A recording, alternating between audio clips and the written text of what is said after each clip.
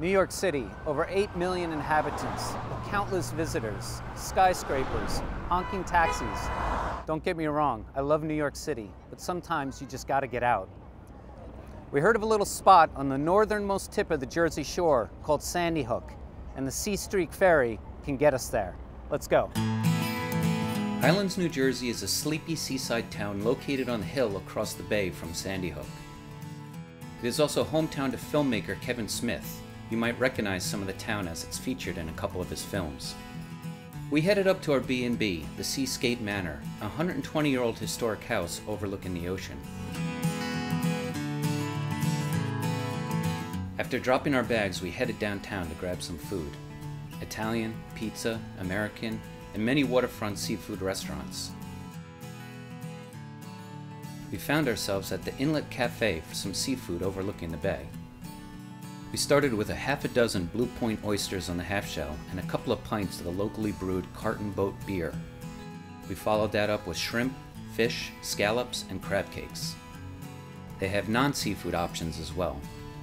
After all that food and drink, we needed a way to burn off those calories. We borrowed bikes from our B&B, but there are places to rent in town. Hey, this is Garrett from Cranky Cycles.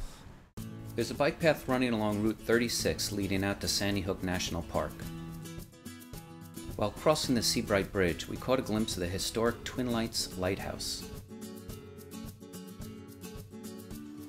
So we're at the entrance to Sandy Hook National Park. We've read that it's about 6 miles, or a little less than 10 kilometers, out to the tip where there is a lighthouse. And if it's not too hazy, we should be able to see the skyline of Manhattan. Let's go check it out. There's a $15 a day parking fee if you drive, but no fee if you bike. A 10-foot wide paved asphalt bike trail winds through Sandy Hook.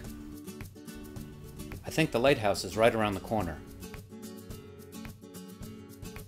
The 9-story high Sandy Hook Lighthouse is the oldest standing light tower in the United States, built in 1764.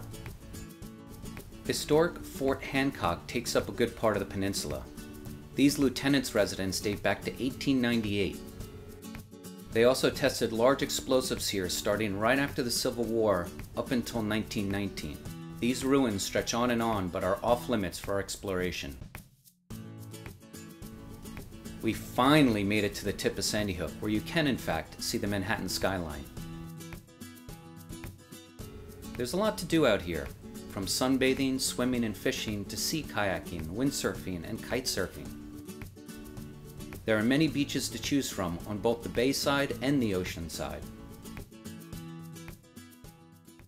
On the way back to the ferry, we had to stop into the Havana Tropical Cafe for a quick mojito out by their koi pond.